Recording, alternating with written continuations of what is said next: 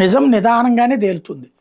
ఇప్పుడు జునైద్కి భోజనానికి డబ్బులు ఎవరు ఇచ్చారో ఇంతవరకు చెప్పాల, తేల్తుంది అతనికి.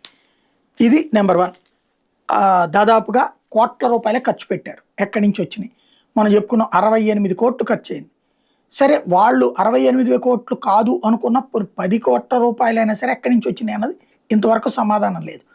అది ఒక ఎత్తు. రెండో వైపుని చూస్తే కాక్రోచ్ జనతా పార్టీ పిలిపించినటువంటిది ఎవరైతే ఇన్స్టా ఇన్ఫ్లుయెన్సర్స్ ఉన్నారో వాళ్ళకి ఒక్కొక్కళ్ళకి 50,000 నుంచి 3 లక్షల రూపాయల దాకా క్యాష్ పడినాయి వాళ్ళ అకౌంట్లలో. ప్లస్ అక్కడ ఉండటానికి తగినటువంటి అకామిడేషన్ వాళ్ళే ఏర్పాటు చేశారు. వాళ్ళ ఆహారం, అక్కడ తిరగడానికి కావాల్సిన లాజిస్టిక్స్, కార్లు అవి అరేంజ్ చేశారు. ఇదంతా కూడా 3 సంస్థలు 180 మంది ఇన్ఫ్లుయెన్సర్కి డబ్బులు ఇచ్చినట్టుగా తేలింది. బ్యాంక్ అకౌంట్స్లో డబ్బులు పడ్డట్టుగా తేలింది. బార్కోడ్ ఎంటర్టైన్మెంట్ అనేటటువంటి ఒకటి కూడా ఇందులో ఒకటి. అసలు వీళ్ళకి డబ్బులు ఎవరు వేశారు, వీళ్ళకి డబ్బులు ఎందుకు వేశారు, ఇది ఇప్పుడు తేలాల్సిన అంశం.